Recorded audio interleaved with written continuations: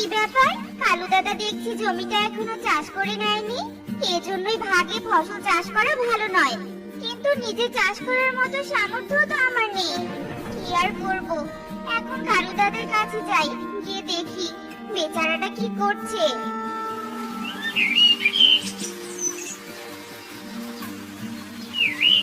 কালু দাদা, কালু দাদা, বাড়িতে আছো? কালু তো ঘুমিয়ে পড়েছে টুনি।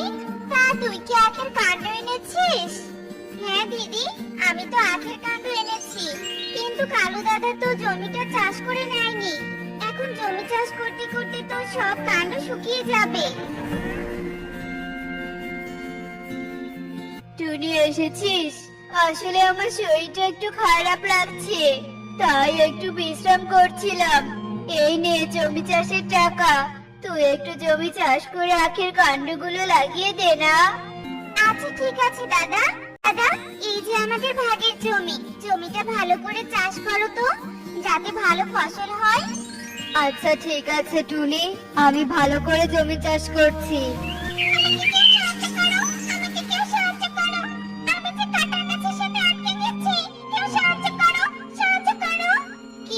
চিৎকার করে সাহায্য চাইছে, আশেপাশে তো কাউকে দেখতে পাচ্ছি না। কবুতর দাদা, তুমি কি কারো চিৎকার শুনতে পাচ্ছো? না টুনি, আমি কারো চিৎকার শুনতে পাচ্ছি না। এই যে এখানে কাটার কাছে যে প্রজাপতি দেখতে পাচ্ছো, সেটাই আমি। ও আচ্ছা, প্রজাপতি, তুমি চিৎকার করছো? আচ্ছা দাঁড়াও, আমি তোমাকে সাহায্য করছি। তোমাকে অনেক ধন্যবাদ পাখি, তুমি আমাকে মুক্ত না করলে হয়তো কেউ আমাকে ধরে নিয়ে যেত। সেটা তো বুঝলাম, কিন্তু তুমি প্রজাপতি হয়ে কথা বলছো কি করে? আমি হলাম চাঁদের প্রজাপতি, আমি কথা বলতে পারি। তুমি আমাকে সাহায্য করেছো, তাই আমি তোমাকে কিছু উপহার দিচ্ছি। তোমার জমিতে এই উপহারে লাভ হবে, যে আখ বিক্রি করে তুমি অনেক ধনী হয়ে যাবে। কিন্তু প্রজাপতি, অন্যরকম আখ মানে সেটা আবার কেমন আখ হবে? সেটা সময় হলে বুঝতে পারবে। শুধু যত্ন করে আখ চাষ করো, তারপর সফল হবে। আমি এখন চলি পাখি। তোর জমি চাষ করা হয়ে গেছে, এখন তুই তাড়াতাড়ি আখের কাণ্ডগুলো লাগিয়ে দে। আচ্ছা ঠিক আছে দাদা।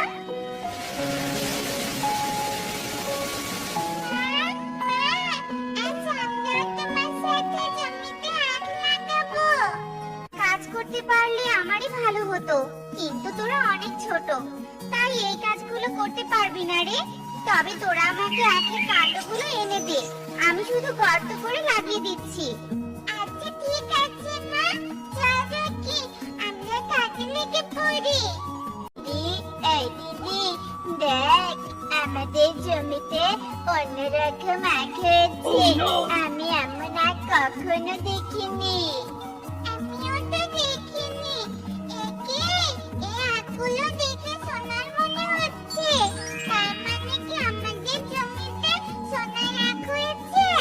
চল বাড়িতে গিয়ে মাকে সবটা জানাতে হবে।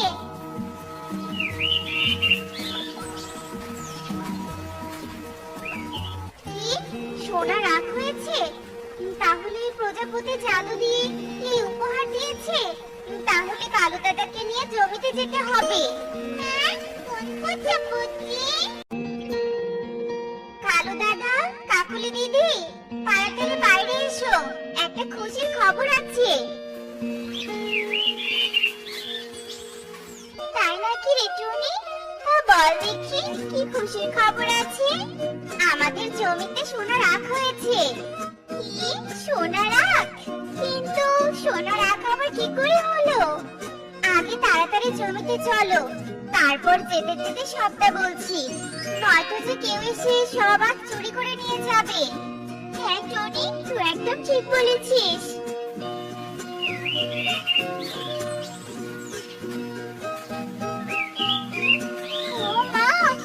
সত্যি তো সোনার আখ হয়েছে। প্রজাপতিটা তো খুব ভালো। টনি, তুই বোকার মতো ওই প্রজাপতিকে কেন ছেড়ে দিয়েছিস? আমি ধরতে পারলে কখনোই ছেড়ে দিতাম না। ওকে বন্দি করে রেখে শুধু ওর কাছ থেকে সোনা নিতাম। কাকুলি দিদি, বেশি লোভ করা ভালো নয়। প্রজাপতি নিজের ইচ্ছা যা দিয়েছে, এতে আমি অনেক খুশি। এবার চলো সবাই মিলে আখগুলো তুলে ভাগ করে নেই। কিন্তু টুনি, এই সোনার আখগুলো তো হাত দিয়ে তোলা যাবে না। তাই বলি কি, তুই আখের জমি পাহারা দে, আর আমরা বাড়ি থেকে দা নিয়ে আসছি। আচ্ছা ঠিক আছে দাদা, যাও তবে তাড়াতাড়ি এসো।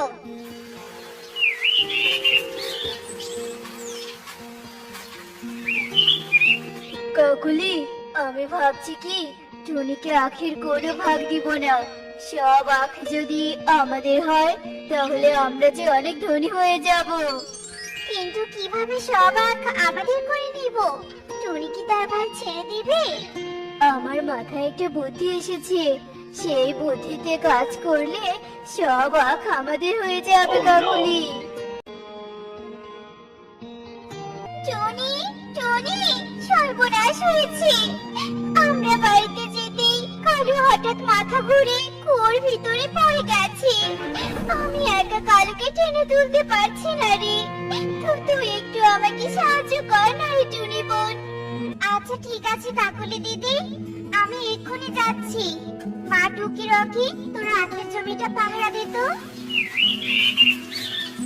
কাকুলি দিদি, আমাকে ফেলে দিলে কেন? আর কালু দাদা তো এখানে নেই। তাড়াতাড়ি আমাকে উপরে তোলো দিদি, তাড়াতাড়ি আমাকে উপরে তোলো। তোকে উপরে তোলার জন্য ফেলে দিয়েছি নাকি? আখের ভাগ তোকে দিব না বলে ফেলে দিয়েছি। এখন তুই এখানে ডুবে মর, আর আমরা জমি সব আখ বিক্রি করে অনেক ধনী হয়ে যাব, অনেক ধনী। আখি, তোমাকে কুয়োর মধ্যে কে ফেলে দিয়েছে? দিদি, আগে আমাকে এখান থেকে উপরে তোলো, তারপর সবটা বলছি। এরপর রিমা ছাগলের গলা থেকে রশি খুলে টুনিকে দেয়, আর টুনি রশি ধরে ওপরে উঠে আসে।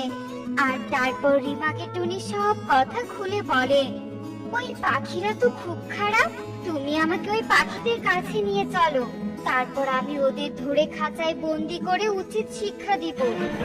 তাহলে তোমার বাড়ি থেকে খাঁচা আর জাল নিয়ে এসো, তা না হলে ওরা পালিয়ে যাবে। আর ওদের শিক্ষা না দিলে এভাবে সবার সাথে ওরা অন্যায় করে যাবে। আচ্ছা ঠিক আছে, তুমিও আমার সাথে চলো। কানু আঙ্কেল, তুমি নাকি কুয়োতে পড়ে গিয়েছিলে? হ্যাঁ, পড়ে গিয়েছিলাম। তোর মা আর কাকুলি আমাকে টেনে তুলেছে বলে বেঁচে ফিরলাম।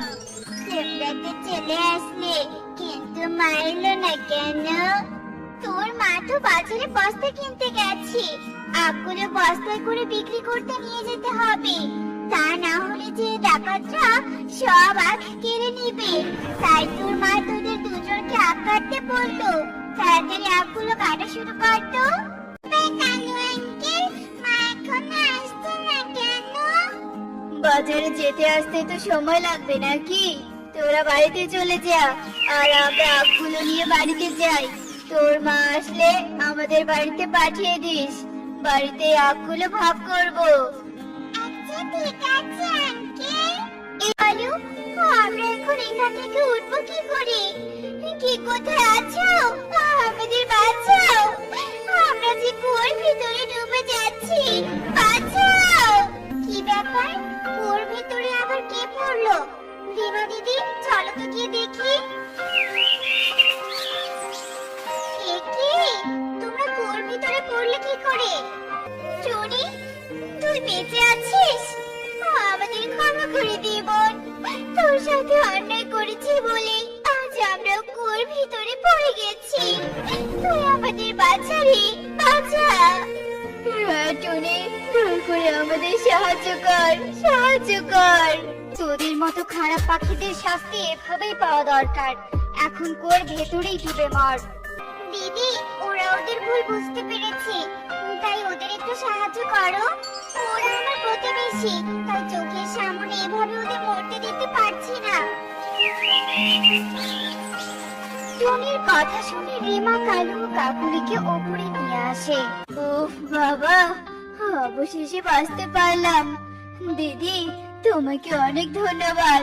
ভাগ্যিস সোনার আখগুলো কুয়োর ভিতরে পড়ে যায়নি। এবার বুঝলে তো অন্যের সাথে প্রতারণা করলে কি হয়? সৃষ্টিকর্তা ছাড় দেন, কিন্তু ছেড়ে দেন না।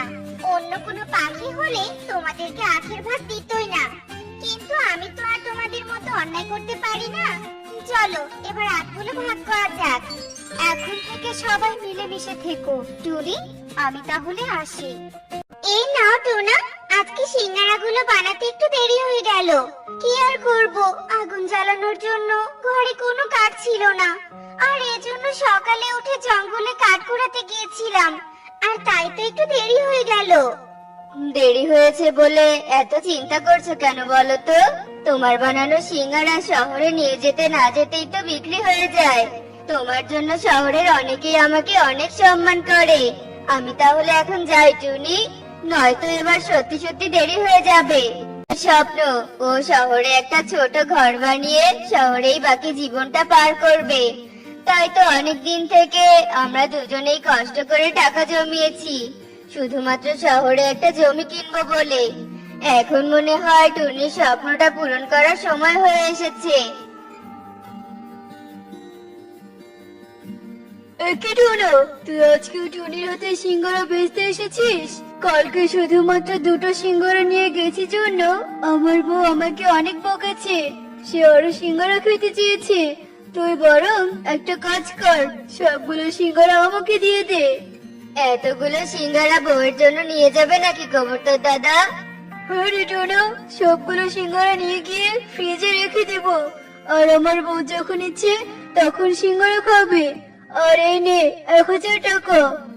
বলছিলাম কি কবুতর দাদা, এই জমিটা যে বিক্রি করবে তার দেখা আমি কোথায় পাবো? এটা তো ইগল দাদার জমি।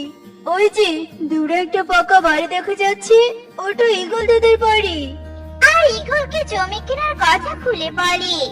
ঠিক আছে, জমিটা কিনলে যদি তোর বউয়ের স্বপ্ন পূরণ হয় তাহলে তোর কাছেই আমি জমিটা বিক্রি করব। কাল বরং তুই টাকাটা নিয়ে এসে জমিটার দলিল নিয়ে যাস। এটুকু জমিতে আমরা ধান চাষ করব, তাহলে আর আমাদেরকে চাল কিনে খেতে হবে না। ঠিক বলেছ টুনি, এই শহরে আমি অনেক জায়গায় ঘুরেছি, কিন্তু কোথাও কাউকে ধান চাষ করতে দেখিনি। কিন্তু তুমি যখন বলেছো, আমি আজই ধানের বীজ কিনে আনবো। আমি কি দেখছি, টোনা আর টুনি মিলে ধান চাষ করেছে। এই খবরটা তো ময়ূর বন্ধুকে দিতে হবে। এ কি কালু দাদা, তুমি আবার কখন এলে? এই তো এক্ষুনি এলাম। এই নে, আমার দোকানে ফলগুলো রেখে চলে এসেছিলি, তাই আমি বাড়ি যাওয়ার পথে তোর ফলগুলো নিয়ে এলাম। খুব ভালো করেছো কালু দাদা, আমি আসলে কাজের চাপে ফলগুলো নিতে ভুলেই গিয়েছিলাম। টনি যে আমার হাতে সামান্য করে এই শহরে ধান চাষ করেছে, কানো এ কানো, এই টনি কি জানে না নাকি এই শহরে নতুন ধান চাষ করা নিষেধ? এই টোনা আর টনি অল্প কিছুদিনে বেশ উন্নতি করেছে। এদের উন্নতি দেখে হিংসায় আমার শরীর জ্বলে যায়। তাই ময়ূর বন্ধুকে আমি মিথ্যে বলে ওদের পথে বসাবো। এই কানো, কথা বলছিস না কেন? হ্যাঁ বন্ধু, আমি নিজে ওদেরকে ধান চাষ করতে না করেছিলাম, আর ওদেরকে তোমার কথা বলেছিলাম, কিন্তু ওরা নাকি তোমাকে ভয় পায় না, আর তাই নিষেধ করা সত্ত্বেও ধান চাষ করেছে। কি, ওদের এত বড় সাহস? ওরা কিনা ময়ূরকে ভয় পায় না? তবে দেখ ওদের আমি কি অবস্থা করি। কোথায় গেলি রে আমার ইঁদুর ছানা? এই যে মালিক, আমি এখানে। কি করতে হবে আমাকে আদেশ করুন। শোন, টনি আর টোনা নতুন ধান চাষ করেছে, আর তুই ওদের সবগুলো ধান কেটে নদীতে ভাসিয়ে দিবি। এই শহরে কোনো ধান চাষ হবে না, বুঝলি?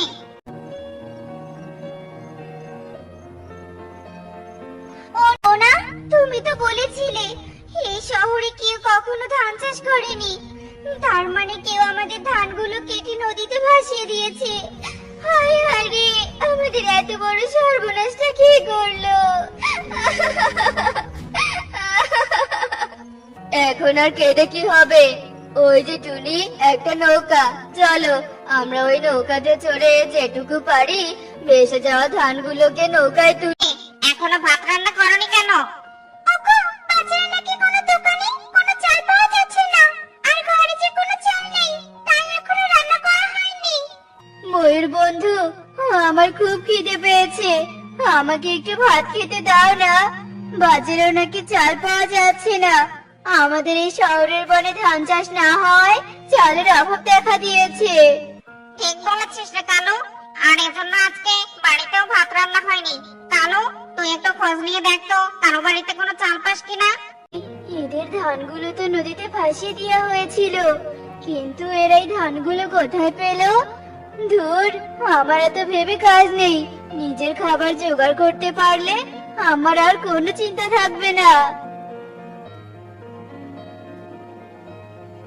কি ব্যাপার কালু দাদা, তুমি ওখানে দাঁড়িয়ে আছো কেন? কিছু বলবে নাকি? মানে না মানে, শোন না রে টোনা, আমাদের শহরে কোথাও কোনো চাল পাওয়া যাচ্ছে না, তাই সকাল থেকে একটু ভাতও খেতে পারিনি। তুই আমাকে একটু ধান দিবি? তাহলে ধান ভেঙে আমি একটু ভাত রান্না করে খেতাম।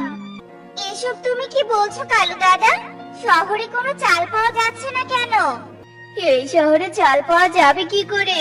ময়ূর বন্ধু তো এই শহরে ধান চাষ করা নিষিদ্ধ করে দিয়েছে, এমনকি তোর জমির ধানগুলো নদীতে ভাসিয়ে দিয়েছে। তার মানে ময়ূর দাদা আমাদের ক্ষতি করেছে? কিন্তু কেন কালু দাদা? কি আমি কি করলাম? খিদের জ্বালাতে সব সত্যি কথা বলে দিলাম।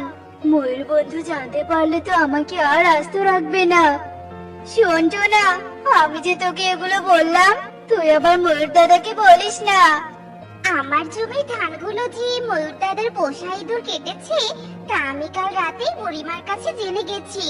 আর কালু দাদা, এতে যে তোমার হাত আছে এটাও জেনেছি। আর তাই তো আমি কাল রাতেই বুদ্ধি করে সব দোকানদারকে ফোন করে বলে দিয়েছিলাম যেন তোমাদের কারোর কাছে চাল বিক্রি না করে। এবার শুধু দেখো ময়ূর দাদাকে কিভাবে শিক্ষা দেই। আচ্ছা ঠিক আছে কালু দাদা, এই কথা ময়ূর দাদাকে বলবো না। আর শোনো, আমরা তোমাকে ধান দিতে পারবো না, এক প্লেট পান্তা ভাত দিতে পারবো। টুনি, এই টুনি, কালু দাদাকে এক প্লেট পান্তা ভাত দাও তো। এটনি, শহরে সবার বাড়িতে গেছি কিন্তু কেউ আমাকে কোনো খাবার খেতে দিতে পারেনি। এখন শুধু তোর বাড়িটাই বাকি আছে। তুই আমাকে ফিরিয়ে দিস না টনি, নয়তো আমরা না খেতে পেরে মরেই যাব। তোমরা খেতে না পেয়ে মরে গেলে আমরা কি করব বলো তো ময়ূর দাদা? তোমার জন্যই আজ তোমাদেরকে এই অবস্থার সম্মুখীন হতে হয়েছে, কেননা তুমি আমাদের ধান চাষ করতে দিচ্ছ না। এমনকি কাল রাতে তুমি আমার জমির ধানগুলো নষ্ট করে দিয়েছো। শহরে যদি ধান উৎপাদন বন্ধ হয়ে যায় তাহলে খাদ্যের সংকট তো পড়বেই, সেটা তো স্বাভাবিক, তাই নয় কি? আরে টনি, আমি বুঝতে পেরেছি ধান উৎপাদন বন্ধ হয়ে গেলে আমরা সবাই খেতে না পেয়ে মরে যাব। আমি আসলে অনেক বড় ভুল করে ফেলেছি টনি, তুই আমাকে ক্ষমা করে দে। ক্ষমা চাইলে তো হবে না। আমাদের শহরে আমরা আমাদের জমিতে ধান চাষ করব আর আগের মতো জীবন যাপন করব। আর এর জন্য আপনাকে ধানের বীজ কিনে দিতে হবে, কারণ আপনি এতদিন আমাদের অনেক ধান নষ্ট করেছেন। সবই তো বুঝলাম, কিন্তু এখন আমরা কি খাবো? বাজারে তো কোনো চাল পাওয়া যাচ্ছে না। তোমরা যখন নিজের ভুল বুঝতেই পেরেছো তাহলে আসল কথাটা শোনো। আসলে আমি বুদ্ধি করে সব দোকানদারকে বলে রেখেছিলাম যাতে তোমাদের কাছে তারা চাল বিক্রি না করে। আর এটা করেছিলাম শুধুমাত্র তোমাদেরকে বোঝানোর জন্য যে আমরা গরিবরা যদি ধান চাষ না করি তাহলে ধনী গরিব উভয়ে যে না খেতে পেরে মরে যাবে। যাও ময়ূর দাদা, এখন তোমরা চাল কিনে নিয়ে যাও।